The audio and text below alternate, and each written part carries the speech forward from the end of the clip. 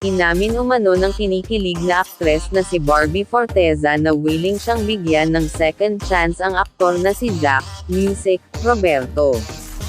Isang halimbawa ang showbiz ex-couple na sina Barbie Forteza at Jack Roberto.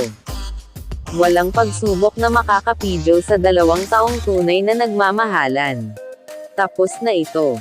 Ang balita ay tungkol sa mga hakbang na kanilang ginagawa para maayos ang kanilang relasyon. Inspiring story daw ito ng second chances. Inspiring story of second chances daw ang kwento nina Barbie at Jack dahil sa kabila ng mga pagsubok na kinaharap matapos ang kanilang kontrobersyal na breakup, napagdesisyonan pa rin nila. Para mabigyan ng pangalawang pagkakataon ang kanilang pag-iibigan, kumakalat na sa buong social media ang balita tungkol sa pag-amin ni Jack Roberto kamakailan tungkol sa bago niyang panliligaw at panliligaw kay Barbie Forteza, kung saan gumagawa raw siya ng mga paraan para mapunan ang lahat ng pagkukulang sa kanilang relasyon.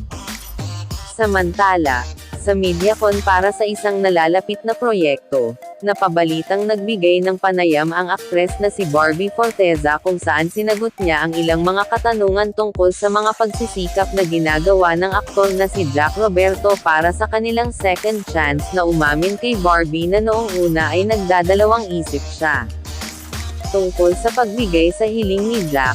Ngunit matapos makita ng aktres ang sinseridad ng aktor sa paghingi ng tawad, napagtanto niyang hindi niya kayang panindigan ang aktor, lalo na kung considering their long time together.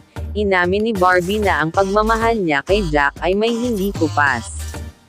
Sa katunayan, nagdesisyon na ngayon ang aktres na piliin ang kanyang relasyon sa aktor kaysa sa kanyang sariling karera.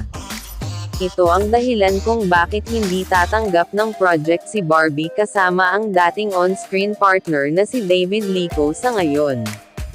Ano ang iyong opinyon o reaksyon sa balitang ito?